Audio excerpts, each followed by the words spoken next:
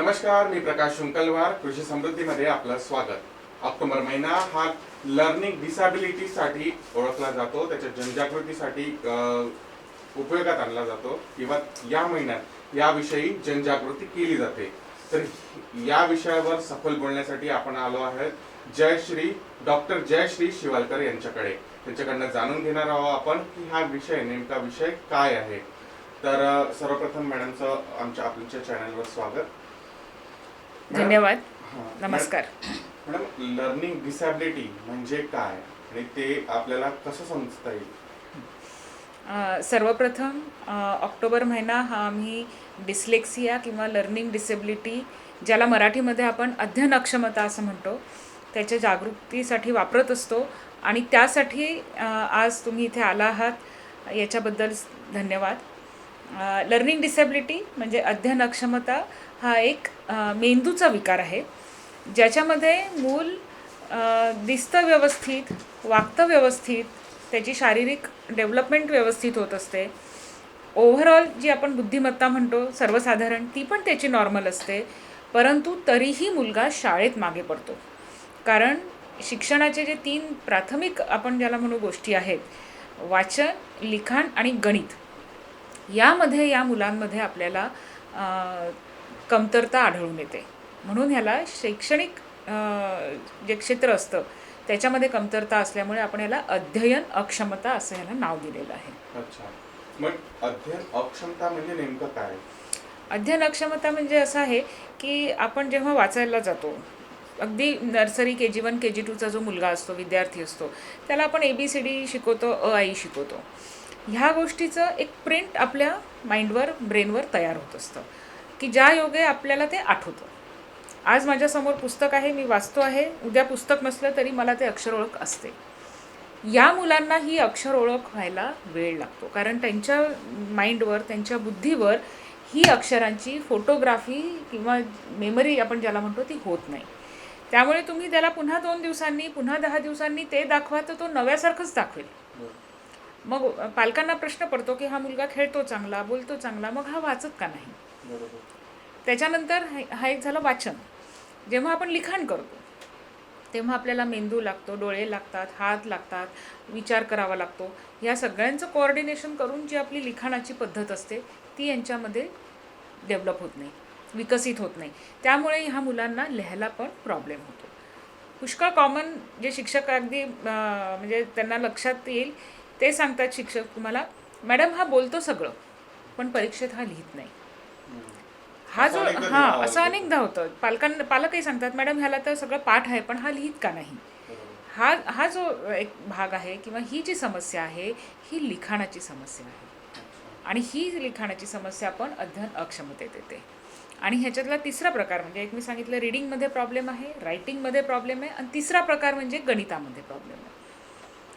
या मुलांना गणित करताना समजतच नाही, त्यांचा मेंदू फक्त त्या गोष्टीत काम नाही करत. तिथे पण मग पालकांच्या मनात प्रश्न येतो की छोट्या मोठ्या गोष्टी करतो, कॉम्प्युटर लावतो, मोबाईल लावतो, मग ह्याला गणित का जमत नाही. तर ह्या 3 गोष्टींमध्ये जेव्हा विशेषतः कमतरता असते त्या गोष्टीला आपण अध्ययन अक्षमता किंवा लर्निंग डिसॅबिलिटी असं म्हणत असतो. ही जी मुलं आहेत ती शाळेमध्ये कमी का पडतात अभ्यासात म्हणा किंवा इतर बाबतीमध्ये? हां, आता जेव्हा हा मूल शाळेत जातं, हे मूल जेव्हा शाळेत जातं तेव्हा ते शारीरिकदृष्ट्या ठीक दिसत असतं.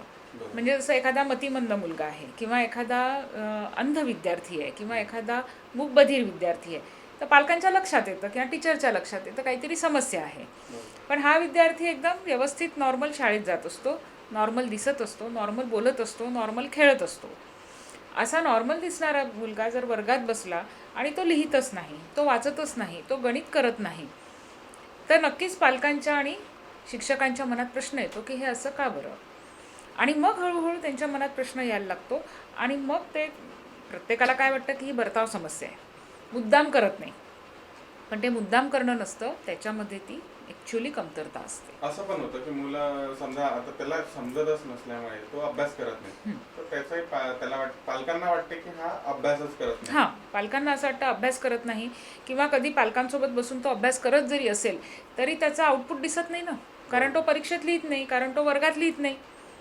मग त्यांनी काय होतं की मुलाला पण अपयश येतं, पालकांना पण फ्रस्ट्रेशन येतं, इरिटेशन होतं. KG1 KG2 फर्स्ट सेकंडमध्ये गेला, ह्याला अक्षर ओळख नाही, याला 3 लेटरचं वर्ड वाचता येत नाही. का बरं असं होतं हे पालकांना कळत नाही. म्हणजे पहिलं लक्षण आपल्याला तिथेच हां पाहायला हां मिळते असं हां म्हणता येईल. हो, तिथनं म्हणजे शाळेत गेल्यावर ह्याचं युजली निदान होतं, कारण शाळेपर्यंत जायच्या आधी त्याचे बाकी व्यवहार नॉर्मल असतात. बरोबर. मग हे जे लर्निंग डिसॅबिलिटी आहे याला आपण अपंगत्व असं म्हणू शकतो का? म्हणू शकतो ह्याच्यासाठी की थोडंसं मी तुम्हाला याची पार्श्वभूमी सांगते बरं. की अपंगत्व म्हणजे डिसेबिलिटी आपण ज्याला म्हणतो हं. ते पूर्वी एका कायद्याच्या अंतर्गत यायचं, त्याला पर्सन विथ डिसेबिलिटी ॲक्ट म्हणायचे. बरं. त्याच्यामध्ये ह्याचा प्रादुर्भाव केला नव्हता. हं. परंतु काही वर्षांपासून या मुलांवर, या मुलांच्या समस्येवर, या मुलांच्या एकूण व्यवहारावर भरपूर अभ्यास झालेला आहे आणि असं लक्षात आलेलं आहे की ही मुलंसुद्धा ह्यांना मदतीची गरज आहे बरोबर. आणि थोडी मदत दिली तर ह्यांना पुष्कळ आयुष्यात फायदा होतो. आणि म्हणून जेव्हा हा ॲक्ट रिवाईज झाला, म्हणजे आता आपण त्याला RPWD म्हणतो, म्हणजे revised person with disability act 2016, आणि त्या 2016मध्ये त्यांनी आधी 7 डिसॅबिलिटी होत्या, आता त्याच्यामध्ये 21 अपंगत्वांना स्थान दिलेलं आहे. म्हणजे 21 प्रकारच्या अपंगत्वांना सरकारकडनं सोयी सुविधा मिळतात. त्याच्यामध्ये हे लर्निंग डिसेबिलिटी आता इन्क्लूड केलेलं आहे. म्हणजे हे मला पालकांना किंवा शिक्षकांना सांगणं आवश्यक वाटतं की हा पण एक प्रॉब्लेम धरूनच आपल्याला चालायचा आहे, कारण गव्हर्नमेंटनी सुद्धा त्याला अपंगत्वाच्या कॅटेगरीमध्ये टाकलेलं आहे. फक्त बाह्यदृष्टीने तो मुलगा व्यवस्थित वाटत असला तरी त्याला ह्या समस्या आहेत, जेन्युइन आहेत. मानसिकदृष्ट्या तो हां, मतलब- त्याच्यामुळे त्याला मदतीची गरज आहे, त्याला हेल्पची गरज आहे आणि पहिले पालक आणि मग शिक्षक ती प्रोव्हाइड करू शकतात. या मुलांचं वैशिष्ट्य काय असते मॅडम? या मुलांचं वैशिष्ट्य जसं तुम्हाला पालक सांगतील की सगळं व्यवस्थित करतो पण अभ्यास करत नाही. अच्छा. त्याच्यानंतर शिक्षक तुम्हाला हे सांगतील वर्गात लक्ष देत नाही, लिहित नाही, कधी कधी उत्तरं देतो, खेळामध्ये प्रावीण्य आहे, नाटक करून टाकतो, म्हणजे एक्स्ट्रा करिक्युलरमध्ये भाग घेतो. परंतु जेव्हा परीक्षेत उत्तरं द्यायची वेळ येते किंवा पेपर द्यायची वेळ येते तेव्हा मात्र हा मुलगा अजिबात करू शकत नाही किंवा ह्याच्या वह्या कधीच कंप्लीट नसतात. ह्याचं हस्ताक्षर खूपच वाईट आहे, ह्याला capital letter, small letter, punctuation हे काहीच कळत नाही. आणि सगळ्यात वैशिष्ट्यपूर्ण जे आपण ज्याला डायग्नोस्टिक म्हणू की हा मुलगा सुरुवातीपासनं बरेच अक्षरं उलटे लिहितो. अच्छा. म्हणजे 6ला 9 लिहिल तो, इंग्रजी 6ला तो 9 लिहील, अच्छा. किंवा मराठीमध्ये 3 आणि 6मध्ये गडबड करेल, बरोबर. किंवा काही इंग्रजी अक्षरं आहे ज्याच्यामध्ये Nला तो U म्हणेल, किंवा D आणि Bमध्ये तो कन्फ्यूज करेल, किंवा 16ला तो 61 म्हणेल. अच्छा. तर हे रिव्हर्सल ऑफ लेटर जे आहे, कधी कधी स्पेलिंग पण उलटं वाचेल, म्हणजे ऑन असेल तर तो नो वाचेल, किंवा WAS वॉज असेल तर तो SAW सॉ म्हणेल आहे. तर हे रिव्हर्सल ऑफ लेटर जे आहे हा ह्याचा मी म्हणेन की एक पालकांना किंवा शिक्षकांना मनात यायला पाहिजे, अरे हा वारंवार उलटं लिहितोय, C उलटा काढतोय, B उलटा काढतोय. हे जेव्हा दिसायला लागतं तेव्हा त्यांच्या मनात आलं पाहिजे की ह्याला आपल्याला ऑब्झर्व करायची गरज आहे. काही काही मुलं ओव्हरकम करून टाकतात, असं नाही की अगदीच होत नाही, पण जर सातत्याने रिव्हर्सल ऑफ लेटर दिसत असेल किंवा छोट्या मोठ्या लिखाणातल्या चुका दिसत असेल किंवा वारंवार आपण ह्याला दाखवून ह्याला वाचण्यामध्ये अजूनही समस्या येत आहे, तर पालकांनी वेळीच ह्याची जाणीव घेऊन त्याला जी ट्रीटमेंट आवश्यक आहे ती दिली पाहिजे. बरं. अशी जी मुलं आहेत की ज्यांना हा प्रॉब्लेम आहे, अशा मुलांचं समाजामध्ये किती प्रमाण असेल? ह्याचं समाजामध्ये प्रमाण जे आहे हे जवळपास 10 ते 15% आहे. अच्छा. म्हणजे हे भरपूर आहे. कारण आपण जेव्हा म्हणतो की एक मतिमंद मुलगा आहे आणि त्याला एवढ्या फॅसिलिटी असतात किंवा पाहिजे, तर त्या मतिमंदत्वाचं प्रमाण आज समाजात 3% आहे. अच्छा. आणि आज आपल्याला दिसतं जे आपल्याला दिसतं. आणि आपल्याला दिसतं त्यांच्यासाठी शाळा आहे किंवा काही सोयी उपलब्ध आहे, ह्यांचं प्रमाण 10 ते 15% आहे. अच्छा. हां, आणि तुम्हाला प्रत्येक वर्गामध्ये ही मुलं दिसणारच, अच्छा. कोणती पण शाळा असो. त्याच्यामुळे प्रत्येक शाळा किंवा प्रत्येक टीचर ह्यांना ह्याच्याविषयी माहिती असणं, जागरूकता असणं आवश्यक आहे. कारण काय होतं की जसं मी तुम्हाला सांगितलं की हा वर्तन समस्या वाटते, आणि वर्तन समस्या असली की कसं मग रागवणं, चिडणं, फ्रस्ट्रेशन, इरिटेशन हे आपल्याला दिसून येतं. पण त्यांनी त्याचा प्रॉब्लेम सॉल्व्ह होणारच नाही आहे, कारण त्याचा प्रॉब्लेम बिहेवियरचा नाहीच आहे, त्याचा लर्निंगचा प्रॉब्लेम आहे. बरोबर. त्यामुळे जोपर्यंत त्याला विशिष्ट पद्धतीची शैक्षणिक मदत उपलब्ध होत नाही तोपर्यंत त्या मुलाला आपण म्हणजे पूर्वपदावर किंवा मेनस्ट्रीमिंगमध्ये नाही आणू शकत. बरं. मग ही जी डिसॅबिलिटी आपण म्हणतो तर याच्यासाठी निदान काय आहे, औषध काय आहे, किंवा कसं याला दूर करता येईल? तर निदान करण्याच्या आधीची जी पायरी असते ती म्हणजे की मनात आपल्या शंका आली पाहिजे की बा ह्याला काहीतरी इश्यू आहे, ह्याला काहीतरी समस्या आहे. बरं. तर मी आता तुम्हाला हे 3-4 लक्षणं सांगितले की उलटे अक्षरं लिहिण्यात प्रॉब्लेम येणार, गणितात प्रॉब्लेम येणार, ओरली मुलगा चांगला वाटतो पण परीक्षेत मागे पडतो. तर असं जेव्हा पालकांना किंवा शिक्षकांना वाटतं, याच्यामध्ये मी अजून एक सांगेन की शिक्षकांना तर हे ओळखू येतच म्हणा, पण शिक्षक जेव्हा पालकांना सांगतात तर पालकांना पटत नाही ते. तर इथे हा जागरूकता जो आपण महिना करतो तो ह्याच्याचसाठी की पालकांनी सुद्धा ही कंप्लेंट सिरियसली घेतली पाहिजे, कारण त्यांच्याच मुलाची समस्या आहे ना, बरोबर. टीचरच्या मुलाची थोडीच आहे. बरोबर. तर पालकांनी हे समजून घेतलं पाहिजे. आणि उलटे अक्षरं काढतोय बॉ, अभ्यासाचा कंटाळा करतोय, तर मग अशा वेळेस ते त्याच्या असेसमेंटला आणतात. आता हे असेसमेंट कोण करतं? तर सर्वप्रथम जो प्रत्येक पालकांचा माहिती आहे की ज्या मुलाला आपण डॉक्टरकडे नेतो तर लहान मुलांचे डॉक्टर असतात, पिडियाट्रिशियन आपण ज्याला म्हणतो, त्याच्याकडे आपण टिके वगैरे लावत असतो, बाळाला सर्दी खोकला झाला तर नेत असतो. तर सर्वप्रथम मला असं वाटतं त्यांनी त्यांच्याशी चर्चा करावी की सर हा शारीरिकरित्या स्वस्थ वाटतो पण शाळेत त्याला ही समस्या आहे. ही जी लहान मुलांचे डॉक्टरची जी अकॅडमी आहे, ज्याला आम्ही इंडियन अकॅडमी ऑफ पिडियाट्रिक्स म्हणतो, ते पूर्ण नॅशनल लेव्हलवर याचं पिडियाट्रिशियन्सचं ट्रेनिंग घेत असतात. आणि ते जे मी आज तुम्हाला सांगते आहे ते सगळ्या पिडियाट्रिशियन्सना सांगितलेलं असतं. मग तुमचा जो पिडियाट्रिशियन बालरोग तज्ज्ञ असतो त्याच्याशी संपर्क करायचा, कारण त्या डॉक्टरला माहिती असतं की ह्या मुलाला आपण कुठे पाठवायचं. कारण तुम्ही असं शोधत बसाल तर तुम्हाला योग्य डॉक्टर मिळणारच नाही की कोण करतं बॉ हे. तर मला असं वाटतं बालरोग तज्ज्ञाशी चर्चा करणं हे सगळ्यात उत्तम आहे. आणि दुसरं म्हणजे शिक्षकांनासुद्धा जाणीव असते की आजूबाजूला ही सर्व्हिस कुठे उपलब्ध आहे, कारण आम्ही शाळांमधनं सुद्धा ह्याचे जागरूकतेचे प्रोग्राम घेत असतो. तर पालकांनी शिक्षकाचं म्हणणं ऐकून घ्यावं, स्वतःच्या बालरोग तज्ज्ञाशी चर्चा करावी, शिक्षकाशी चर्चा करावी, आणि मग त्यांच्या एरियामध्ये जे ह्यातले एक्सपर्ट असतील, तज्ज्ञ असतील, त्यांच्याकडे नेऊन त्या मुलाला दाखवावं.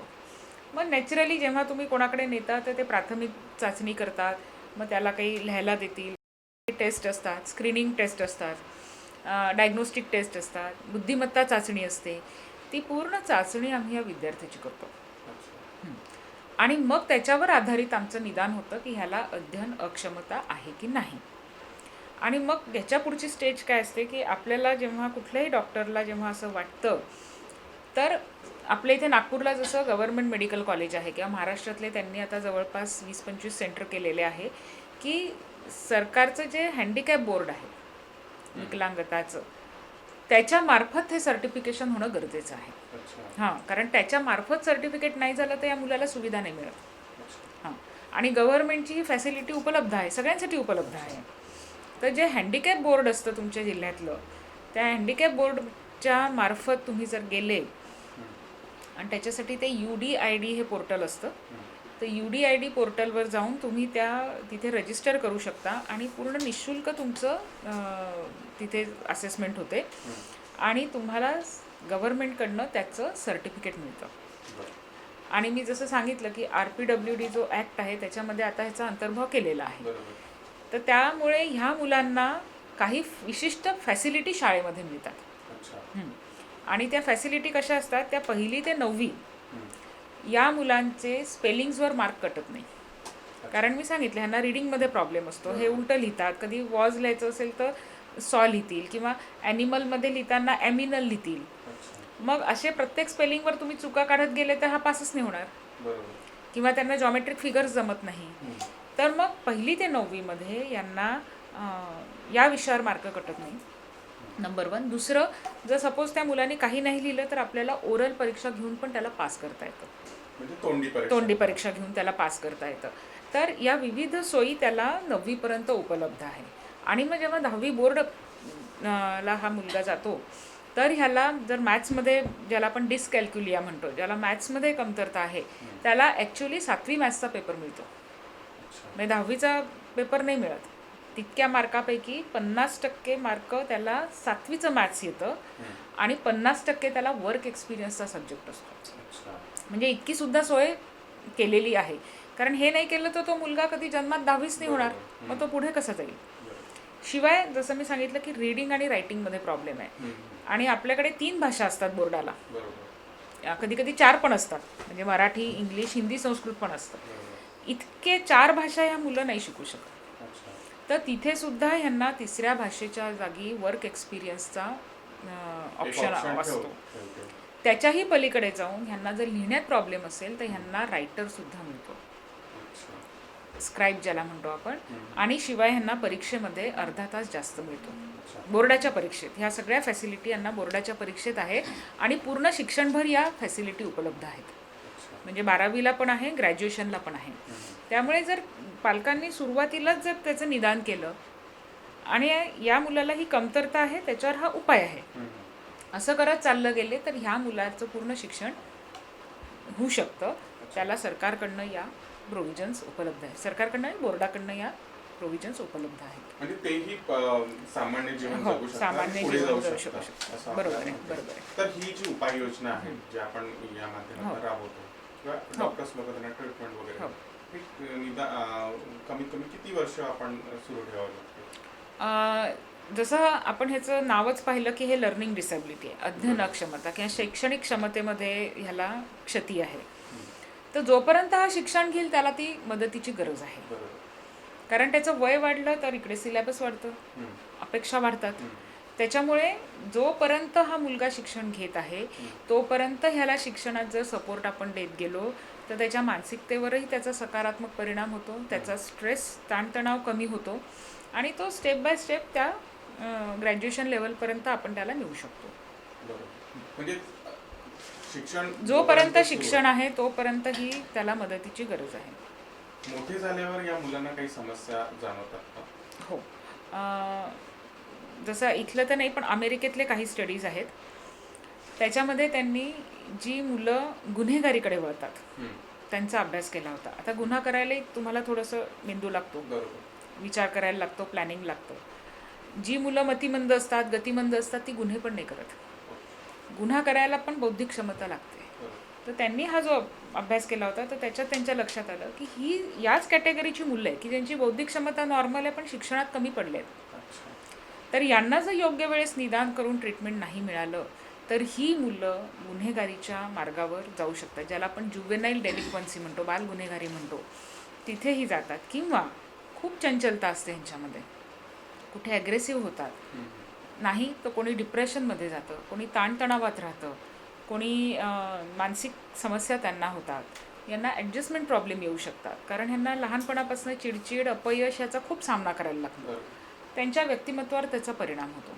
त्यामुळे हे सगळं जर टाळायचं असेल तर पालकांनी जर सुरुवातीपासून ह्या गोष्टीचा स्वीकार केला की हा लर्निंग डिसॅबिलिटी आहे आणि ह्याला रेमेडियल एज्युकेशन आपल्याला देणं गरजेचं आहे, पॅरलल त्याला देत राहिले तर त्या मुलाचं आयुष्य सुधारू शकतं, मार्गी लागू शकतं. जसं आपण म्हटलं आता की बालगुन्हेगारी सुद्धा याचं प्रमाण राहू शकते. तर पोलीस विभागाने किंवा शासनाने सुद्धा हे बालगुन्हेगार जिथे राहतात त्यांच्यावर हे असं ऑब्झर्वेशन केलं, त्यांच्या शिक्षणाकडे आहे का? नक्कीच. आणि जसं मी तुम्हाला सांगितलं की त्या आता कायद्याप्रमाणे ही सुविधा आहे ना उपलब्ध. आता गव्हर्नमेंट असं राबवत आहे का? हो, ही गव्हर्नमेंट राबवत आहे. अनेक वर्षापासून हे सुरू आहे. आज आमच्या इथनं जे काही विद्यार्थी गेलेले आहे, कोणी हॉटेल मॅनेजमेंटमध्ये डिग्री घेतलेली आहे. आजच्या तारखेला आमचे 2 विद्यार्थी योगशास्त्रमध्ये BA करून राहिलेले आहे. कारण ते योगा म्हणजे त्यांना ते शारीरिकरित्या परफॉर्म करण्यात काही समस्या नाही आहे, त्यामुळे ते त्याच्यामध्ये आज आपलं करिअर करून राहिलेले आहे आणि ते स्वतःच्या पायावर उभं राहण्याची त्यांची तयारी होऊन राहिलेली आहे. तर एक मुलगा जो शालेय किंवा मेनस्ट्रीममधनं बाहेर पडेल त्याच्यापेक्षा आज तो शिक्षण घेऊन स्वतःच्या पायावर उभा राहतो आहे, ही कितीतरी मोठी गोष्ट आहे. म्हणजे त्या मुलाच्या दृष्टीने किंवा त्या कुटुंबाच्या दृष्टीने आणि ओव्हरऑल समाजाच्या दृष्टीने. हे जे मुलं आहे, जसं आपण अपंगत्व पाहतो की एकदा एखादं व्यक्ती असेल, बाळ असेल, त्याला अपंगत्व आलं की त्याला औषध मला वाटते नाही आहे, पण हे जे मुलं आहे आता लर्निंग डिसॅबिलिटीवर, तर यांच्यावर काही औषध आहे का, किंवा काही रोल असतो का औषधीचा? लर्निंग डिसेबिलिटीवर डायरेक्ट कोणतंच औषध नाही आहे. म्हणजे मला हे पण इथे क्लिअर करायला आवडेल आहे, कारण जो आमचा अनुभव आहे की पालक एका डॉक्टरकडनं मग दुसऱ्याकडे जातात, मग कोणी सिरप देतं, मग कोणी काय देतं, मग कोणी. बरोबर. तर लर्निंग डिसॅबिलिटीवर तसं औषध नाही आहे. पण लर्निंग डिसॅबिलिटीसोबत जर मुलं खूप चंचल असतील, ज्याला आपण हायपर ॲक्टिव्हिटी म्हणतो, किंवा त्याला काही झटक्याची बिमारी आहे, ओके. किंवा काही सिव्हिअर बिहेवियरल प्रॉब्लेम आहे, तर त्याच्यासाठी आपण औषधोपचार करू शकतो, ज्याला आपण म्हणू 20% जो प्रॉब्लेम आहे तो सॉल्व्ह होऊ शकतो. पण शैक्षणिक प्रॉब्लेम जो आहे त्याला शैक्षणिक रिहॅबिलिटेशनच जे आहे तेच लागतं. मुख्यत्वे पालकांचीच भूमिका असते, कारण आज आपण पाहिलेलं आहे की मुलगा जन्माला आल्याबरोबर पालकांच्या मनामध्ये विचार असतो की हा पुढे काय करेल.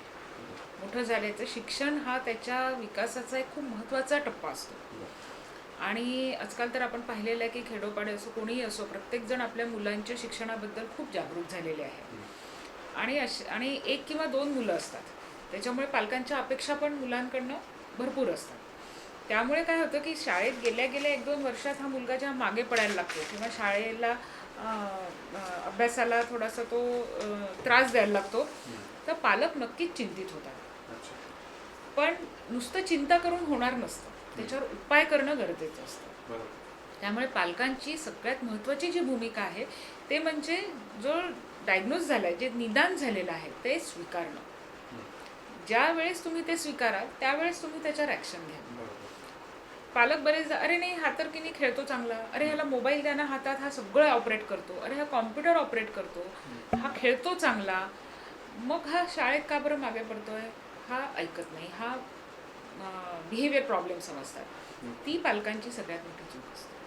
मला असं वाटतं जर डॉक्टरांनी निदान दिलेलं आहे की ह्याला अध्ययन अक्षमता आहे, तर पालकांनी त्याची जी ट्रीटमेंट आहे, त्याचं जे रेमेडियल एज्युकेशन आपण ज्याला म्हणतो, म्हणजे त्याच्यासाठी वेगळी टीचिंग पद्धती जी विकसित झालेली आहे ती त्याला देणं ही पालकांची सगळ्यात मोठी जबाबदारी आहे. आणि ती जर दिली तर तो मुलगा अगदी व्यवस्थित शिक्षण घेऊन तो त्याचा मार्ग नक्कीच काढू शकतो. पहा, आपला मूळ उद्देश आहे की मुलांनी नॉर्मल शाळेतच राहिलं पाहिजे. म्हणजे नॉर्मल शिक्षण पद्धतीला आपण त्याच्यातनं त्याला बाहेर काढून काही द्यायचं असं नसतं. परंतु आपल्याला त्या शाळेसोबत, टीचरसोबत थोडंसं प्लॅनिंग करून त्याला आठवड्यातनं 1दा, 2दा, 3दा जशी त्याची गरज असेल, तर हे सोबत पॅरलल रेमेडियल एज्युकेशन देणं गरजेचं असतं. आणि कधी कधी ही सिस्टम शाळेच्या द्वारे पण आम्ही करतो की मुलगा अर्धा दिवस शाळेत जात नाही, 2 दिवस 1 दिवस शाळेत जात नाही, मग त्यावेळेस तो आमच्या सेंटरवर येतो, मग आम्ही त्याला ते विशिष्ट प्रकारचं ट्रेनिंग देतो. तर उद्दिष्ट शाळेतनं काढणं हा नाही, इनफॅक्ट शाळा काढते आम्ही नाही म्हणतो, कारण आपल्याला त्याला मेनस्ट्रीमिंगमध्येच ठेवायचं आहे. त्याच्यामुळे त्याला नॉर्मल शाळेतच राहू द्यायचं, पण सोबत जो सपोर्ट सिस्टम आहे ती मात्र आपण डेव्हलप करत गेलेलं पाहिजे. आणि जिथे कदाचित असं सेंटर नसेल किंवा स्पेशल टीचर्स नसतील, तिथे आम्ही पालकांना ट्रेनिंग देतो. म्हणजे पालकच त्या मुलाची विशेष शिक्षक बनते, आणि मग त्या पद्धतीने त्याला शिकवून तयार केलं. आणि मग आम्ही शाळेला पण सांगतो की कुठे ह्याला हेल्पची गरज आहे, कुठे सपोर्टची गरज आहे. आता जसं टीचरला माहिती आहे की हा मुलगा या गोष्टीमुळे मागे पडतोय, तर ती कदाचित वर्गात उभं राहा, वर्गातनं बाहेर काढा, बेंचवर उभं राहा अशा शिक्षा त्याला देणार नाही ना, कारण टीचर त्याला समजून घेईल. आज ते टीचरने 10 लाईनी लिहिल्या आणि त्या मुलांनी त्यातल्या 2 लाईनी लिहिल्या, तर नॉर्मली टीचर 8 लाईनी लिहिल्या नाही म्हणून रागवतात. पण तुमचा दृष्टिकोन बदलला तर तुम्ही त्याच्या प्रयत्नाबद्दल त्याला ॲप्रिशिएट करा की आधी हा 2 पण नाही लिहायचा, आता हा 2 लिहितो, या एन्करेजमेंटनी तो 3 लिहिल, 4 लिहिल, आहे ना. त्याच्यामुळे पालकांची भूमिका सगळ्यात महत्त्वाची आहे की त्यांनी स्वीकारायचं, त्याला ती सपोर्ट सिस्टम डेव्हलप जिथे आहे तिथे द्यायची, नाही तर मग स्वतः त्याच्यामध्ये थोडंसं एज्युकेशन घ्यायचं.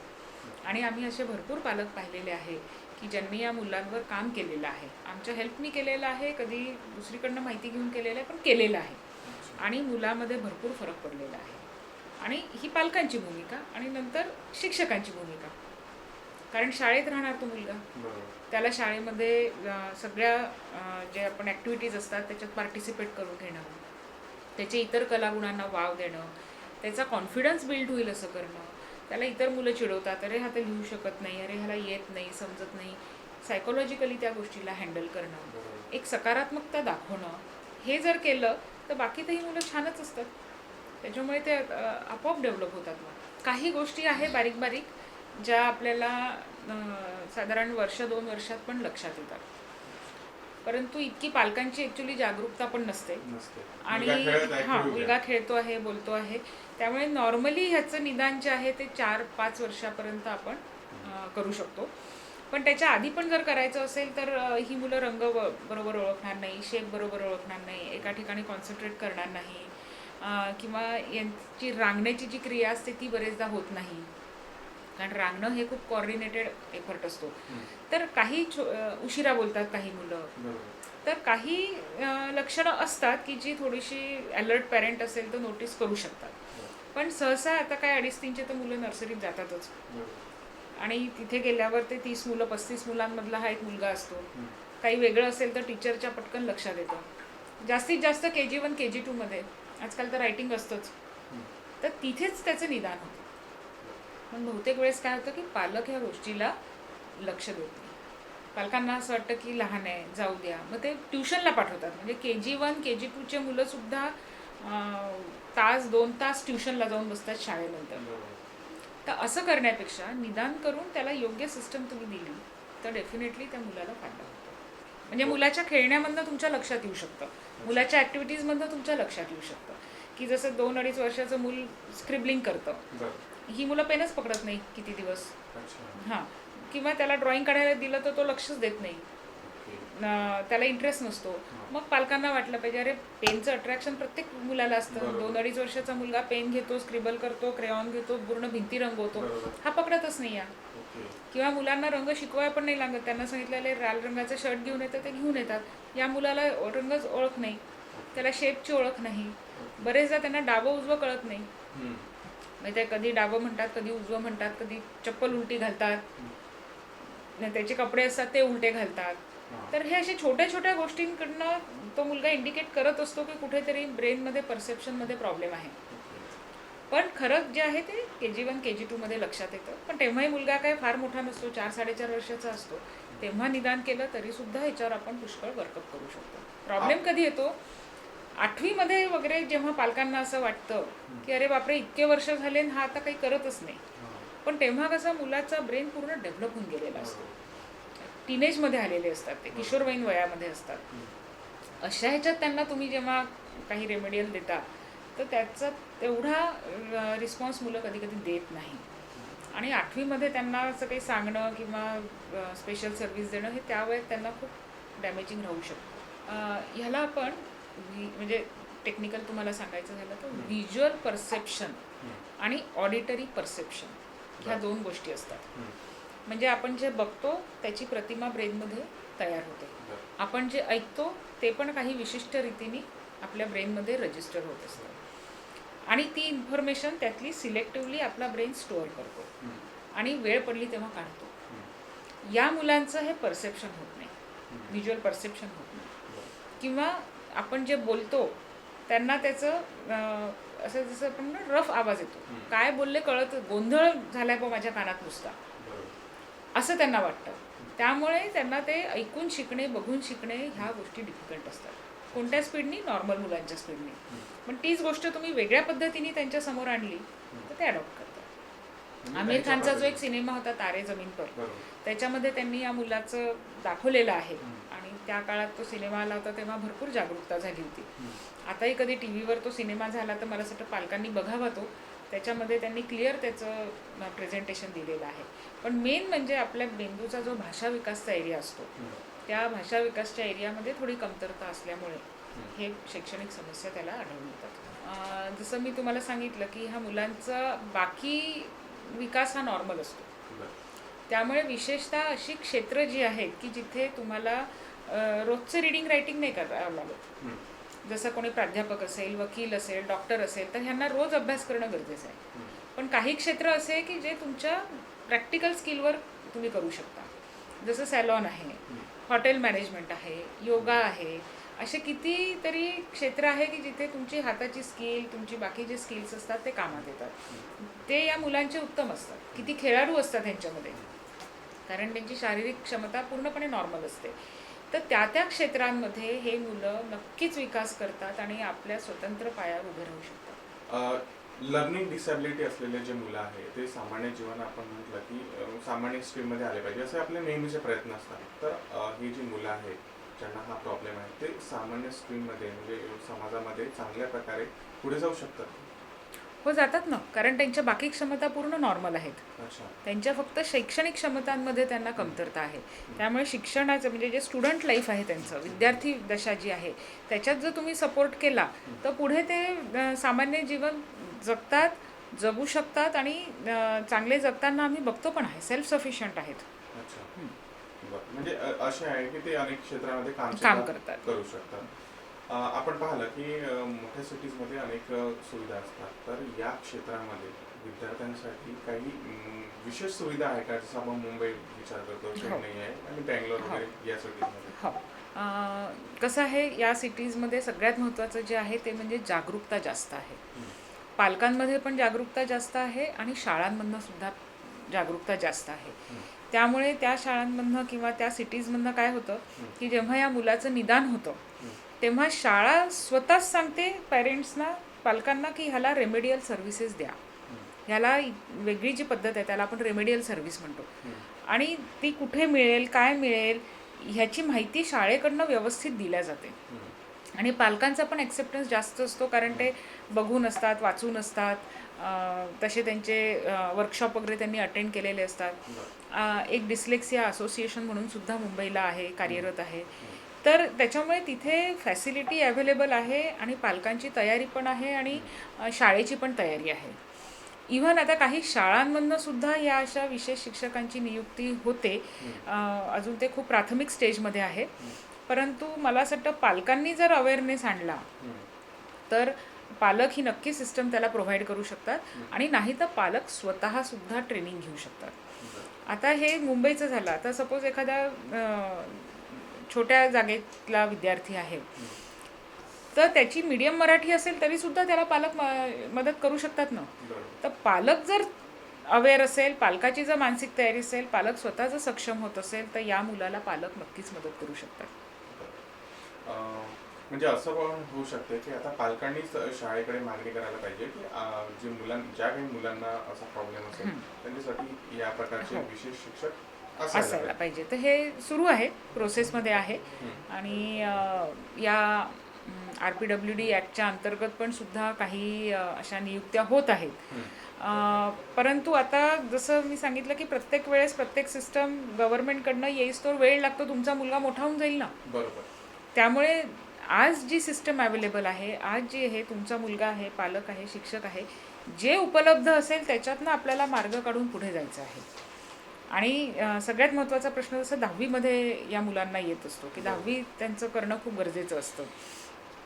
तर बरेचदा पालक आम्हाला विचारतात की काय काय ऑप्शन्स आहेत. तर त्यांना आम्ही हे ऑप्शन्स सांगतो की जसे शाळांमधनं मुलं 10वी करतात, परंतु महाराष्ट्र बोर्डाची बाहेरील विद्यार्थी, एक्सटर्नल कॅन्डिडेट, ही सुद्धा सिस्टम अवेलेबल आहे, अनेक वर्षांपासून अवेलेबल आहे.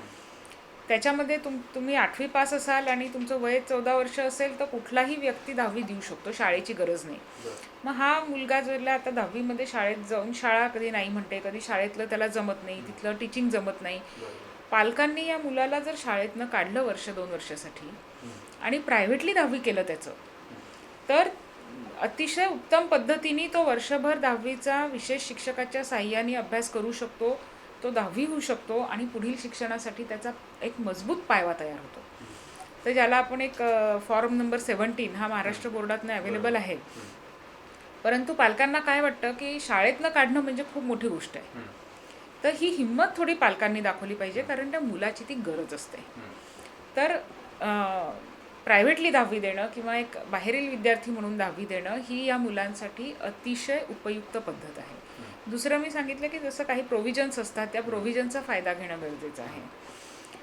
इव्हन नॅशनल लेवलवर नॅशनल ओपन स्कूलसुद्धा उपलब्ध आहे की जिथे मुलगा शाळेत न जाता परीक्षा देऊ शकतो. तर 10वीमध्ये जर पालकांना शंका असेल की हा पूर्णपणे व्यवस्थित शाळेत जाऊन तेवढं कोपअप नाही करू शकत, तर त्याला शाळेत न काढून त्याला प्रायव्हेटली तुम्ही स्पेशल टीचिंगकडनं दिलं, तर आम्हीसुद्धा असे अनेक मुलं 10वी पास केलेले आहेत आणि त्याचा त्या मुलांच्या जीवनावर खूप सकारात्मक परिणाम झालेला आहे. कारण त्यांना शाळेतलं 10वीचं टेन्शन राहत नाही मग.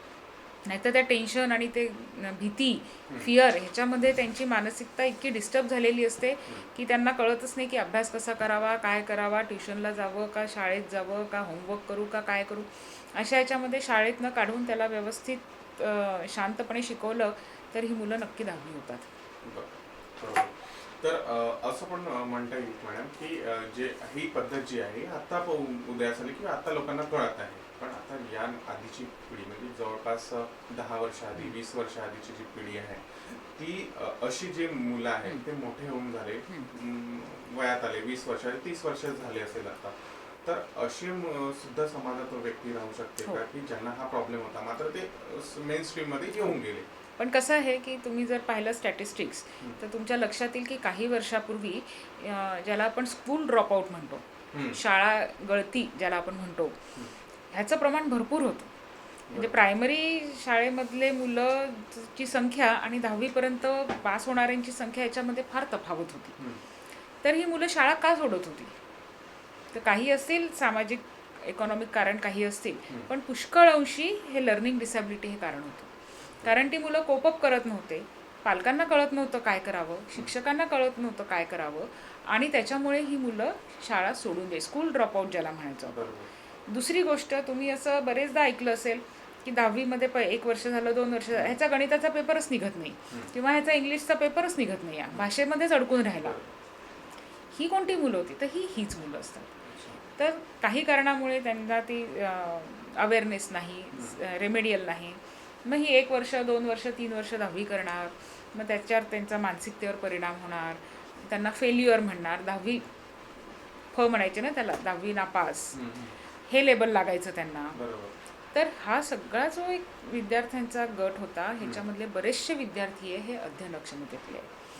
आता एक चांगली गोष्ट आहे की आपल्याकडे जागरूकता आलेली आहे, आपल्याकडे निदान होऊ शकतं, सरकारकडनं त्याला सर्टिफिकेट मिळतं, प्रोव्हिजन्स मिळतात, तर त्याचा उपयोग करून ह्या मुलांना आपण नक्कीच शिक्षित करू शकतो.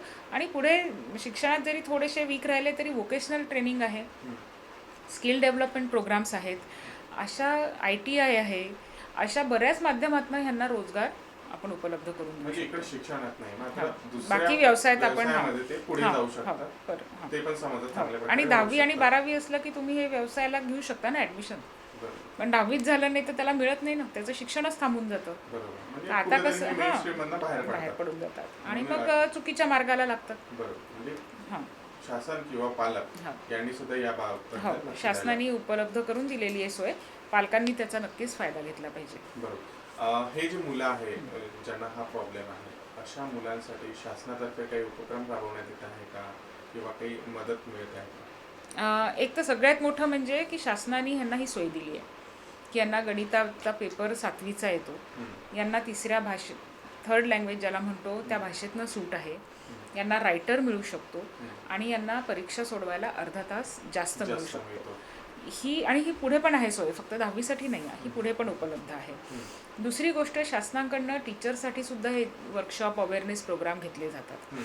आम्ही सुद्धा म्हणजे आमच्या अकॅडमीच्या माध्यमातून आम्ही पालकांसाठी, शिक्षकांसाठी असे ट्रेनिंग प्रोग्राम घेत असतो की ज्याद्वारे ह्या मुलाला एक पोषक वातावरण मिळेल आणि त्याच्या ॲबिलिटीज मधनं तो वर येईल आहे.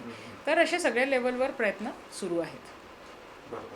आपण असं म्हणतो की हे जे मुलं आहेत यांना ह्या ज्या सुविधा आहेत ह्या मिळण्यासाठी ते लर्निंग डिसॅबिलिटीचं हे सर्टिफिकेट आवश्यक आहे, तर हे सर्टिफिकेट या मुलांना कसं मिळणार आणि त्यासाठी काय प्रोसेस आहे? त्यासाठी प्रोसेस म्हणजे साधारण वयाच्या 7व्या-8व्या वर्षानंतर आपण साधारण ही टेस्ट करत असतो, कारण बौद्धिक क्षमतेची चाचणी करावी लागते, जी साधारण 6 ते 7 वर्षानंतर आपण करत असतो. तर 7 ते 8 हे मला योग्य वय वाटतं. तर 7 ते 8 वर्षाच्या मुलाचं तुमचं एक प्राथमिक शंका आली मनात किंवा डॉक्टरनी तुम्हाला सांगितलं, तर स्वावलंबनचं जे UDI पोर्टल आहे, नेट म्हणजे इंटरनेटवरनं होतं, हे ऑनलाईन होतं. स्वावलंबन पोर्टलवर गेले तर तिथे UDIDचा एक फॉर्म येतो. तुमचं काम पालकांचं फक्त हे आहे की तो फॉर्म भरणे. त्याच्यामध्ये त्यांची प्राथमिक माहिती जी आहे, आधार कार्ड असेल किंवा ॲड्रेस असेल, त्याच्यावरनं ते UDIDचं जी पूर्ण सिस्टीम आहे ऑनलाईन, ते तुम्हाला अपॉइंटमेंट देतात आणि तुमच्या जवळचं जे जिल्हा रुग्णालय असणार, सरकारी रुग्णालय, तिथे तुमची अपॉइंटमेंटसुद्धा मिळते तुम्हाला. आणि ते पूर्ण जे असेसमेंट करायचं आहे ती पूर्ण सिस्टम तिथनं कार्यरत होते. पूर्वी हे फक्त मुंबईला व्हायचं, आता नागपूरला पण होतं आहे. आणि तिथनंच ती सिस्टम पूर्णपणे निःशुल्क असून तुम्हाला घरी ते कार्ड पाठवतात. त्याच्यामुळे प्रत्येक पालकांनी हे करून घेणं गरजेचं आहे आणि त्याच्याबद्दल मार्गदर्शन आम्ही पण करतो आणि शाळेत नाही मिळत असेल हे. आणि म्हणजे आपण म्हटलं की दवाखान्यात सुद्धा असते. हो, जसं आता नागपुरात GMCला ही सोय उपलब्ध आहे मुलांच्या. हां, फक्त त्याच्यासाठी त्यांना डायरेक्ट पण जायची गरज नाही. UDIDचं जे ऑनलाईन पोर्टल आहे त्याच्यावर रजिस्टर केलं, तुमचा ॲड्रेस पाहून तुम्हाला जिल्ह्याचं हे मिळतं, सेंटर मिळतं. म्हणजे तिथे जाऊन तपास. जर चंद्रपूरचं असेल तर त्यांना त्या साईडचं मिळेल आहे, मुंबईचं असेल तर त्यांना मुंबईच्या साईडचं मिळेल आहे, पश्चिम महाराष्ट्रातलं असेल तर पश्चिम महाराष्ट्राचं मिळेल आहे. त्यांच्या एरियाप्रमाणे त्यांना ते सेंटर मिळतं आणि तिथे त्यांचं असेसमेंट होतं. आणि त्यांना सर्टिफिकेट सुद्धा तिथनंच मिळतं. Madam thank you. आपण अतिशय चांगली माहिती आमच्या प्रेक्षकांना दिली.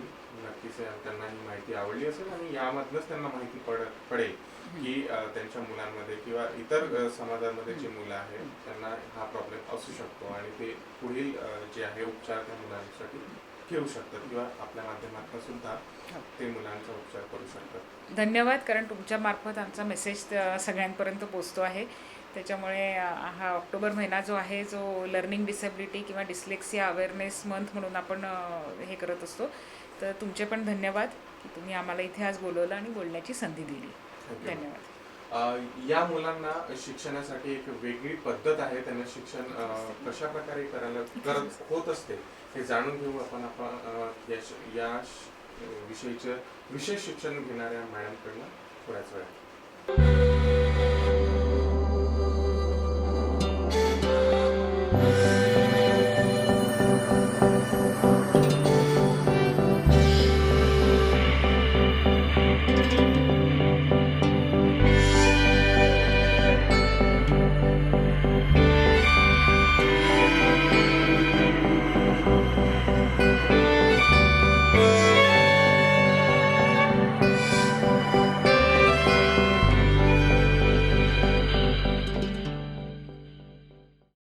लर्निंग डिसॅबिलिटी असलेल्या मुलांसाठी एक शिक्षणाची वेगळी पद्धत आहे. ही पद्धत काय आहे जाणून घेतो आपण सीमा बागडे या मॅडमकडनं.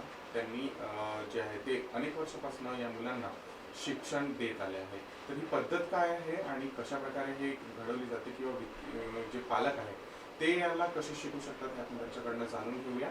मॅडम नमस्कार, तुमचं स्वागत आहे आमच्या चॅनलवर. मला सांगा, या मुलांना एक वेगळी शिक्षण पद्धती असते शिक्षणासाठी, तर ही पद्धत काय आहे आणि यावर उपाय सुद्धा काय आहे? या सगळ्यात आधी या मुलांमध्ये, लर्निंग डिसेबिलिटीच्या मुलांमध्ये सगळ्यात महत्त्वाची भूमिका म्हणजे रेमेडियल रायटिंग. त्याच्यामध्ये समजा आता मुलगा 4थ्या वर्गात असतो, पण आपण त्याचं जेव्हा असेसमेंट करतो, आपल्याकडे मुलगा आला, असेसमेंट केल्यानंतर त्याची लेवल आपल्याला कळते की याची लेवल सेकंडची आहे, आता म्हणजे सेकंड स्टँडर्डची लेवल आहे. तर आपण काय करू, त्याचं एकदम योग्य मूल्यांकन करू की त्याचं पूर्ण असेसमेंट झाल्यानंतर आपल्याला सेकंड लेवलचं आपण याला शिकू. त्याच्यासाठी आपल्याला काय करावं लागेल, त्या मुलांमध्ये एकदम डायरेक्ट त्याला शिकू नाही शकणार. त्याची लेवल बघितल्यानंतर त्याला कशात अडचण चालते, जसं रिडिंगमध्ये, रायटिंगमध्ये, मॅथ्समध्ये, त्याच्याप्रमाणे आपण त्याचं टीचिंग हेड्स बनवू आपण त्याच्यामध्ये. म्हणजे आधी तपासायचं आपण. आधी त्याचा प्रॉब्लेम, त्याचं मूल्यांकन झाल्याशिवाय आपण त्याला सांगू नाही शकत ना त्याची लेवल काय आहे. मग आपण त्या लेवलने आपण त्याला शिकू. जसं त्याला आता मराठीत अडचण येते, जसं आता अडचण येते, जसं त्याला अडचण आली समजा त्याला आपण मी केचपेनी लिहिलेलं आहे सगळं. हां कारण की या मुलांना जेवढं आपण व्हिज्युअली दाखवू, हां जसं मोठ्या अक्षरांनी दाखवू की त्यांना लवकर ते लक्षात येईल. बरं जसं मी लिहिलेलं आई वगैरे सगळं 2 केचपेनचा वापर केला आहे. त्याच्यानंतर त्याच्या वरती मात्रा पण दिल्या आहे. जसं याची मात्रा आहे, त्याची आची मात्रा आहे, ईची मात्रा आहे, ऊची मात्रा आहे, असं त्याला रोज म्हणजे असे पोस्ट कार्ड करून त्याला आपण दाखवू. बरं जसं आता इंग्लिशचं म्हटलं जरा मुलांना आपण सगळ्यात आधी तर मुलांना फोनेटिक साऊंडप्रमाणे शिकू आपण. बरं जसं starting BAT bat, CET cat, त्याचं उच्चारण बरं आणि त्याचे फ्लॅश कार्ड बनवून त्याला आपण शिकू. म्हणजे त्याच्या मेंदूवर किंवा डोक्यावर आपण ते गिरवू हा. तेव्हा त्याला ते हो, लक्षात राहील. ते लक्षात राहण्यासाठी त्यांना ऑडिओ व्हिडिओ व्हिज्युअल असं दाखवून त्यांना आपण शिकवावं लागेल. आपण असं ओरली सांगून त्यांना येणार नाही. ती गोष्ट त्यांना वारंवार दाखवावं लागेल बरोबर. की याला अ म्हणतात, त्याला आ म्हणतात, त्याला ई म्हणतात, असं दाखवून. कधी कधी आपल्याला त्याच्यामध्ये मुलांमध्ये कसं जसं त्याला मोठं अक्षर काढून फिंगर ट्रेसिंगनं सुद्धा शिकवता येणार. बरं. जसं आता ABCD मध्ये त्याला B आणि Dचा कॉन्सेप्ट त्याला कळत नाही. बरोबर तर आपण त्याच्यामध्ये काय करू, एक मोठा ब्लॉक केच पण करू, त्याला फिंगर ट्रेसिंगने रोज त्याला ट्रेसिंग करायला लावू. बरं म्हणजे या साईडला D असतो बा, या साईडला B असतो, या साईडला D असतो. याच्यामध्ये फिंगर ट्रेसिंगचा सुद्धा खूप मोठा उपयोग होतो. बरं. म्हणजे एकंदरीत सर त्याला आपण वारंवार जेव्हा शिकवू हां, वारंवार शिकवावं लागेल. म्हणजे रोज त्याला मोठ्या ठळक अक्षरांनी त्याला दाखवावं लागेल आपल्याला. म्हणजे रोज त्याच्या मेंदूपर्यंत ती गोष्ट आपल्याला पोचवावं लागेल की याला A म्हणतात, त्याला B म्हणतात, त्याला C म्हणतात. किंवा आपण हवेद्वारे पण शिकवू शकतो मुलांना. जसं आता मुलं कधी कधी आपण अभ्यासच दाखवतो, मुलं बोर होतात, बरोबर तेव्हा आपण मुलांच्या अनुसार त्यांना शिकवावं लागतं. मग अशा वेळेस काय करायचं, मुलांना आपण हवेत पण शिकू. म्हणजे हवेत म्हणजे कसं A असा असतो, B असा असतो, C असा असतो, त्याच्यावर पण आपण शिकू शकतो. ओके हां, आणि जे मुलं कधी खूप हायपर असतात, म्हणजे या कॅटेगरीमध्ये एखादी मुलगा असतो पण त्याच्यामध्ये आम्ही सँडपेपरचा वापर करतो. जे सँडपेपर असतात ते खरबरीत असतात बरोबर. मुलांना, आणि त्यांची जी हायपरनेस असते ते कमी पण होते. जसं त्याचं लेटर काढलं आपण A, त्याला आपण ट्रेसिंग करायला लावलं तर त्याचा तो हायपरनेस पण कमी होतो. त्याला ते सेन्सिटिव्हिटी पण लागतं हाताला, आणि त्याच्यामुळे ते शिकल्या पण जातात मुलं. ओके म्हणजे ही सुद्धा एक पद्धत हां राहू शकते की हां, म्हणजे प्रत्येकाचं वेगवेगळं. जसं मुलगा आपल्या समोरचा येतोय, त्याचं योग्य मूल्यांकन झालं की त्यानुसार टीचरला शिकवावं लागतं. प्रत्येकाची एकच मेथड नाही येणार. जसं आता स्लो लर्नरमध्ये त्याला इंग्लिश चांगलं जमतं पण त्याला गणित येत नाही. बरोबर मग आपण काय करणार, त्यावेळेस गणिताचा चांगला एक प्लॅन बनवू. त्याच्यामध्ये इंडिव्हिज्युअल एज्युकेशन प्लॅन बनवतो आम्ही, IEB म्हणून असं असतो. त्याच्यामध्ये एक प्लॅन बनवू आम्ही. अरे याला गणित येत नाही, मग आपण काय केलं पाहिजे, मोठे मोठे लेटर लिहिलं पाहिजे, त्याच्यावर ट्रेसिंग घेतलं पाहिजे. जी मुलं उलटे लिहितात, आपण काय केलं पाहिजे, वारंवार उलटे लिहित, अरे हा लिहितच आहे. कधी कधी पॅरेंटची कंप्लेंट असते आपल्याला, आपली पण कंप्लेंट म्हणजे असतेच, मॅडम तुम्ही शिकवता तरी हा असंच करतो. अशा वेळेस काय करायला लागेल आपल्याला, त्याला फिंगर ट्रेसिंग खूप करावं लागेल. म्हणजे मोठं लेटर काढायचं, वारंवार ते करावं लागेल जोपर्यंत त्याच्या मेंदूत ते फिट होत नाही. त्याला महत्त्व आहे आपल्या थेरीमध्ये की जी गोष्ट त्याला येत नाही ती गोष्ट त्याच्याकडनं करून घेणे. ह्या गोष्टीचा खूप मोठा उपयोग होतो त्याला. म्हणजे साइन पेपरचा आपण जो उपयोग पाहिला, हा. आपण अनेक उपयोग पाहिले हो, सँडपेपर. या थेरीमध्ये शिक्षणात सुद्धा साइन पेपरचा उपयोग होतो आपल्याला. तर मला जो नेक्स्ट क्वेश्चन माझा हा होता की जसं हे जे आपण सांगितलं किंवा हे चित्र आहे, तर यांची काय भूमिका असते या थेरी पद्धतीमध्ये, या पद्धतीमध्ये? हां, ह्या थेरीमध्ये पिक्चरमध्ये याची खूप मोठी भूमिका असते. आपण याला डायरेक्ट आपण स्पेलिंग वगैरे नाही शिकू शकत, याच्यामध्ये पिक्चर कॉन्सेप्ट घेऊ शकतो. म्हणजे याच्यामध्ये मुलांची मेंटॅलिटी जास्त रिकव्हर होईल. म्हणजे ह्या मुलांना कसं थिंकिंग करायची सवय पाहिजे. खूपदा असं होते, मुलांनी कॅट बघितलेली असते नॉर्मल, पण आपण जेव्हा त्याला विचारतो की नाही की सांग बाबा ती काय पिते, तेव्हा ते मुलं विचार करतात. का बरं विचार करतात, त्यांनी बघितलं असते पण तो क्वेश्चन त्याच्या मेंदूपर्यंत जात असतो, पण त्याचं आउटपुट लवकर येत नसतं. कारण की ते विचार करायला लागतात, पटकन नाही सांग. ॲक्च्युली त्यांनी बघितलेली गोष्ट असते पण तरी ते सांगायला वेळ लावतात. मग याच्या माध्यमातून आम्ही काय करतो, जसं पिक्चर दाखवलं आहे, ठीक आहे त्याला स्पेलिंग नाही विचारू शकत पण या पिक्चरमध्ये विचारू शकतो, कॅट काय करते आहे, डॉग काय करत आहे, कोण कुठे बसलेलं आहे, असं विचारलं तरी त्याची ती थिंकिंग आहे ही कशी डेव्हलप झाली पाहिजे. म्हणजे व्हर्बली पण तो चांगला बोलला पाहिजे. मग आपण त्याच्यासारखं वर्कआउट आपण रायटिंगवर घेऊ शकतो. असं असतं. चित्र पाहून, हां, म्हणजे चित्र पण त्याचा कॉन्सेप्ट क्लिअर होईल ना. म्हणजे तो आपल्या लक्षात येईल हा किती वेळ लावतो बोलायला. हां, म्हणजे लवकर उत्तर देतो का, त्याला विचारलं जंगलामध्ये कोण कोण राहतो, तो नक्की वेळ लावेल. माहिती सगळं असते त्याच्या मेंदूमध्ये, माहिती असतं की हा ॲनिमल असतो, तो ॲनिमल असतो, पण तो नाव सांगायला वेळ लागतं त्याला. का बरं, कारण की तो मेंदूपर्यंत जातपर्यंत त्याचं आउटपुट निघतपर्यंत त्याला अवकाश लागतो. बरोबर. एकदम एक्झॅक्टली नाही सांगत ही मुलं, यांच्यामध्ये ती क्षमता थोडी कमीच असते. बरं. वाटल्यास तुम्ही दुसरा मग मुलगा घेऊन तो काय करेल, जे आठवलं ते पटपट सांगेल बरोबर. किंवा त्याचं चुकीचं पण सांगून देईल, पण तो काय करेल, सांगेल. स्पीडली सांगेल. हां. हे मुलं कसे थोडी विचार करायला लागतात. अरे आपण सांगतो हे बरोबर, म्हणजे विचार करेल की म्हणजे विचार करून बोलणारे हां थोडं म्हणू त्यांना शकते. थोडं त्यांना विचार करावा लागतं. जसं त्याला विचारलं कॅट काय पिते, तो थोडं थांबेलच, मग 2 मिनिटांना सांगेल तो उत्तर. हे पण गोष्ट होते सांगेल तो, पण ह्या गोष्टी समजायला त्याला वेळ लागतात. बरं. मग अशा ह्याच्यातून आपल्याला समजा त्याला समजत नाही आहे, तर आपण एक पिक्चर काढून देऊ शकतो त्याला रोज, एक कॅटचं पिक्चर किंवा एक ग्लास काढला आपण, दूध दाखवलं तर कॅट काय पिते, दूध पिते. म्हणजे हे पण एक माध्यम आहे सांगायचं. म्हणजे स्टुडंट कसा असतो आपल्याकडे त्याच्यानुसार आपल्याला शिकवावं लागतं. बरं. पण जास्त त्यांना ऑडिओ व्हिडिओ व्हिज्युअल दाखवून किंवा असे स्पीकिंग एड्स वापरून त्यांना आम्हाला शिकवावं लागतं. जसं आता ह्या मुलांचं हँडरायटिंग कसं आहे, जसं आता जसं आता ही गुड हॅबिट बॅड हॅबिट, म्हणजे मुलांचे जसं डेव्हलपमेंटमध्ये वागणूक पण खूप महत्त्वाची आहे. कारण की कोणी मुलाला त्याचं वागणूक बघते, एकदम कोणी एज्युकेशनवर विचारते की ते शिकलाय काय, वागणूक जसा मुलगा चांगला बोलतो का, बसतो का, हे पण इम्पॉर्टंट आहे. म्हणजे म्हणजे स्वच्छ राहतो का बा हा, नीटनेटका, त्याची पण वागणूक आम्ही एक टीचर म्हणून देतो त्यांना. असं एज्युकेशन म्हणूनच नाही, त्याचं पूर्ण डेव्हलपमेंट, हा बोलतो कसा, कोणाशी वागतो कसा, कोणावर ओरडतो का, आईवडिलांशी कसा वागतो, म्हणजे पूर्ण हिस्ट्री असेसमेंट करतो आम्ही. ते हिस्ट्री असेसमेंट केल्यानंतर पालकांशी आपण लिहून घेतो त्याचे प्रॉब्लेम, त्याच्यानुसार आमचं असेसमेंट चालतं. म्हणजे पालकांचं शाळेचं आणि आमचं एक होऊन आम्ही ते त्याचं मुलाचं डेव्हलपमेंट करत असतो. म्हणजे त्याच्यामध्ये सहभाग सगळ्यांचा असतो. हां जसं आता हे म्हणजे त्यांना कळत नाही, आपण जसं आईवडील सांगतात हात दूर आहे, हात दूर आहे, मुलगा काय करत नाहीत होत, अशा मुलांना काय करायचं असतं, मग आम्ही एक पिक्चर बनवून देतो. रोज हे पिक्चर त्यांना सांगायचे. मुलगा कसा 1 दिवस नाही ऐकेल, 2 दिवस नाही ऐकेल, 3 दिवस नाही ऐकेल, पण 14 दिवशी त्याचा रजिस्टर होईल ते काही ना काही. म्हणजे एकाकी नाही होणार, पण हळूहळू ते रजिस्टर होत जातं मुलांमध्ये.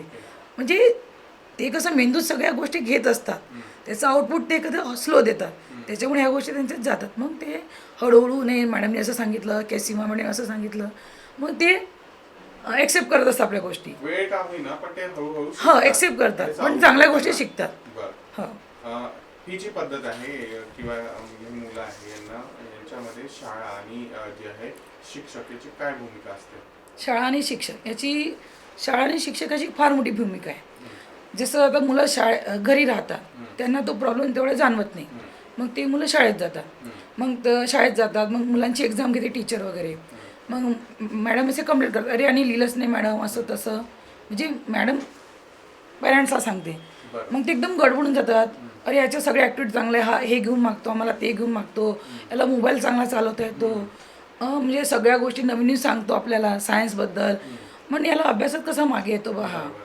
मग त्यावेळेस म्हणजे टीचरनी योग्य ते मार्गदर्शन केलं पाहिजे, याचं निदान कुठे होईल बा, ते योग्यप्रमाणे सांगून जसं सांगितलं इथे इथे निदान होते बा, त्याप्रमाणे मग पालकांना सगळ्यात आधी ती गोष्ट समजून सांगितली पाहिजे. म्हणजे एकदम सोप्या पद्धतीने, म्हणजे याच्यात काही हे नाही बा, म्हणजे कसं खूप कठीण नाही बा, तुमचा मुलगा चांगला होऊ शकतो. ज्याचे हे प्रॉब्लेम आपल्याकडे सॉल्विंग आहे, आधी तर सगळ्यात आधी पॅरेंटला आम्हाला काउन्सिलिंग करून सांगावं लागतं, मुलांच्या पण आधी, की असं हा प्रकार असतो, त्याच्यामध्ये प्रॉब्लेम असतात, पण याचं निदान होतं आणि ते आपल्या भविष्यामध्ये खूप चांगल्या पद्धतीने वावरू शकतात. हे जे मुलं आहे याच्यामध्ये शिक्षणासोबतच इतरही काही समस्या असतात का? हो असतात ना. जसं आता शिक्षणाची समस्या झाली ही त्याची शाळेपर्यंत मर्यादित असते. मर्यादित असते. जसं आता म्हणजे जसं अभ्यासाशी निगडीत असली त्याला बरेच प्रॉब्लेम येतात. जसं आता बाहेर गेला तो, हा प्रॉब्लेम जसं त्याचा पालक, आई, मित्र मैत्रिणी ज्यांना हा प्रॉब्लेम माहिती नसेल, त्या म्हणजे त्याचा प्रॉब्लेम माहिती नाही, हा असा करतो तसा करतो, अशा वेळेस त्याला खूप अपयशाचा सामना करावा लागतो त्या मुलांना, आणि त्याचा परिणाम त्याच्या वर्तनावर, त्याच्या व्यक्तिमत्वावर होत असतो ना. आता कोणी म्हटलं 4थीत आहे, अरे याला तर येतच नाही असं म्हणत गेलं, म्हणजे प्रत्येकाला त्याचा प्रॉब्लेम माहिती नाही राहू शकत ना, तर समजायला येत नाही, त्याच्यामुळे त्याचा कॉन्फिडन्स लेवल हा कमी होत जातो. अशा वेळेस पालकांनी, टीचरनी, समजा आता टीचर जसं एक्झाम वगैरे घेतली, जसे 10 क्वेश्चन दिले, त्यांनी 10चे 10 नाही लिहिले पण 2 लिहिले, त्यावेळेस त्याला योग्य मार्गदर्शन मिळालं पाहिजे, त्याच्यानं तो मोटिवेट होईल, मग तो पुढे चालून पुन्हा लिहिण्याचा प्रयत्न करेल. त्याला आपण रागवलं किंवा आईवडिलांनी रागवलं तो मागे येईल ना. जसं दुसऱ्यांनी त्याच्या रागावर त्याला म्हटलं तर त्याला राहील. आपल्याला जसं आपल्या मुलाचा प्रॉब्लेम माहिती झाला आपण त्यांना नेहमी मोटिवेट केलं पाहिजे. अरे ठीक आहे, तू छान लिहिलं, गुड, पुन्हा आपण छान करू असं. पण त्यांना मोटिवेशन इज व्हेरी इम्पॉर्टंट. म्हणजे त्या मुलांना मोटिवेशनची खूप गरज असते. मोटिवेशनची, प्रेमाची. हां, त्याचं काही चुकत असलं तर आपण त्याला प्रेमाने समजून सांगणे, त्याच्यानुसारच ते होईल. म्हणजे मोटिवेशन केलं किंवा ही जी पद्धत आहे जी आपण आम्हाला समजून सांगितली, ही पद्धत जर मुलांना दाखवली तर मुलं जे आहे चांगल्या प्रकारे शिकू शकतात. ऑफकोर्स चांगल्या पद्धतीने शिकू शकते. आणि परत काय होते सांगू का तुम्हाला, म्हणजे पुस्तक उघडलं का बरेचशा लोकांना आवडत नाही. आम्ही जो अभ्यास घेतो रेमेडियल, जो आमचा रेमेडियल हेतू आहे त्याच्यामध्ये खूप मुलांना आवडतं. जसं आम्ही एक प्राणी लावून दिला, जसं आता हा जिराफ आहे, लावून दिला, हा प्राणी पण दिसतो, याच्या सेंटेन्समध्ये दिला दिस इज जिराफ. म्हणजे आता लॉंग काय असते त्याला, मग मुलं विचार करतील ना हा प्राणी पण दिसेल. म्हणजे दोन्ही गोष्टी त्याच्यामध्ये कवर होतात. एक तर तो प्राणी पण दिसतो आणि त्याचे जे वाक्य असतात ते पण त्यांना कवर होतं. म्हणजे लॉंग काय असतं, मग तो विचार करेल ना अरे याच्यामध्ये उंच काय आहे, अरे हा याची मान उंच आहे, मग याला पाय किती असतात, मग तो इथं बघून सांगू शकतो. सपोज त्याला आठवत नसलं तरी तो बघून इथे मग सांगू शकतो, है की नाही. जसं याला मग हा कुठे राहतो, काय पितो, काय खातो, असे एक एक कॉन्सेप्ट त्याचे क्लिअर केलं. आज आपण एका ॲनिमलचं सांगितलं, आज एका ॲनिमलचं आपण 2 दिवस मुलाला शिकवलं, 2 दिवसानंतर तिसऱ्या ॲनिमलचं सांगितलं त्याला, तर तो काय करेल, लगेच सांगेल. कारण की 2 दिवसाचं त्याची रिव्हिजन झाली, त्याच्या माइंडमध्ये ते फिट झालं. त्याच्यानंतर तो रिकवर करेल, पटकन सांगेल ना तो. अरे त्याला म्हटलं डॉग काय करतो, म्हणजे आपल्या घराची रक्षण करतो, घरी राहतो असं. म्हणजे याच्यानुसार त्यांची कॉन्सेप्ट क्लिअर करणं, एक प्रकारे त्यांची थिंकिंग लेवल वाढवणे, हे सुद्धा त्यांची जेवढी थिंकिंग लेवल वाढेल तेवढे थोडे डेव्हलपमेंट होते झाले असं. म्हणजे या शिक्षण पद्धतीमुळे त्यांना नक्कीच फायदा होईल. नक्कीच फायदा होईल. हां, त्यामध्ये आम्ही मुलांमध्ये जसं कॉन्सन्ट्रेशन कमी असलं, आय कोऑर्डिनेशन जे म्हणतो आपण, मुलगा एक स्थिर बसला पाहिजे किंवा त्याचं कॉन्सन्ट्रेशन असलं पाहिजे. स्टार्टिंगला मुलं नवीन जागी येतात तर घाबरतात, अशा वेळेस आम्ही मुलांना एका जागी बसवणं, त्यांच्याकडनं गेम खेळवतो. सगळ्या मुलांना गेम कसं आवडती वस्तू आहे, त्यांना खूप आवडतं, पण आम्ही गेमच्या शैक्षणिक माध्यमातून त्यांना शिकवणे हा आमचा उद्देश असतो. जसं तर गेम आहे, हे सगळं टाकायचा गेम आहे. याच्यामध्ये काय असतं, याच्यामध्ये 2-3 कॉन्सेप्ट क्लिअर होते मुलांचे. एक तर रिंग बरोबर टाकणे, शेप वाईज लावणे, त्याच्यानंतर कलर. त्याच्यामध्ये 3 गोष्टी आपण परफेक्ट मुलांना शिकवू शकतो. म्हणजे याच्यामध्ये शेप्स, म्हणजे हा मोठा आहे, हा मोठा आहे, हा छोटा आहे, बिग टू स्मॉल, आपण त्यांना सांगू शकतो. त्याच्यानंतर आपण याच्यात कलर सांगू शकतो, हा ब्ल्यू कलर्स आहे, हा पिंक कलर्स आहे. म्हणजे अशा पद्धतीने आपण त्यांना सांगू शकतो आम्ही. हो, याचा फायदा याच्यासाठी असतो. मुलांना कसं कधी कधी पुस्तकाचं आवडत नसतं तर गेम खूप आवडत असतं, तर मुलांचं कसं मूल्यांकन ज्या वेळेस होतं की नाही, त्या सगळ्या गोष्टी असेसमेंट करून सांगावं लागतात. म्हणजे याला गेममध्ये इंटरेस्ट आहे का, आपल्याला काही शिकवण आहे मुलांना, आपण गेमच्या माध्यमातून त्या मुलांना योग्य प्रकारे आपण शिकू शकतो. आपल्याला काही मुलांना शिकवण आहे, आपण कुठली बी पद्धत वापरून शिकू शकतो. फक्त ते हां. आणि माझं असं म्हणणं आहे की मुलांनी आवडीनं केलं पाहिजे, ओढून ताडून नको शिकवायला. आणि आम्ही जे पद्धत घेतो आहे, आमच्याकडे मुलं एकदम हॅपी असतात, एकदम छान राहतात आणि बरेच इम्प्रूव्हमेंट झालेलं आहे, असा काही प्रश्नच नाही. आता जसं हा गेम आहे, तर जसं गेम दाखवलं मला बघा जसं काय दिलेलं आहे, मग आपण एक एक कॉन्सेप्ट याच्यात क्लिअर करू शकतो. जसं याच्यामध्ये पण आपण रंग सांगू शकतो, रंग सांगू शकतो, काउंटिंग करू शकतो, याच्यामध्ये रंग सांगू शकतो, काउंटिंग करू शकतो. जसं ती ABCD इथे त्यांना कधी कधी असं रोलिंग करायला आवडेल, असं करायला आवडेल, त्याच्या माध्यमातून A कोणता आहे, B कोणता आहे, आपण याच्यातून आपण शिकू शकतो. जसं घड्याळ आहे, आता घड्याळ आहे, मुलांना ठीक आहे किती वाजून किती मिनटं झाले हे नाही कळणार, पण ॲटलिस्ट 3 वाजले 2 वाजले आपण शिकू शकतो.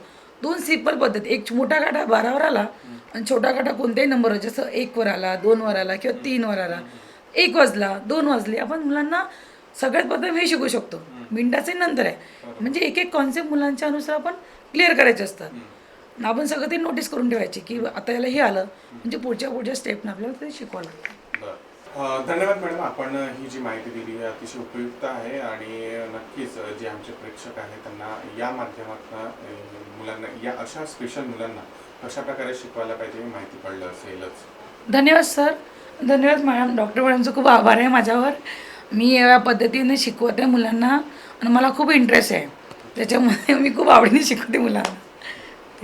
नक्कीच आपल्याला हा विषय आवडला असेल की ज्या मुलांना शिक्षणामध्ये शिक्षण घेण्यासाठी म्हणजे जी अध्ययन पद्धती आहे त्यांना ते शिक्षण ग्रहण करण्यासाठी जी प्रॉब्लेम असतो तर अशा विद्यार्थ्यांना आपण ओळखू शकतो आणि वेळेत ओळखू शकतो आणि त्यांना जी आहे ही जी ट्रीटमेंट आहे किंवा ही शिक्षण पद्धती आहे याचा उपयोग करून ते आपल्या आयुष्यामध्ये पुढे जाऊ शकतात.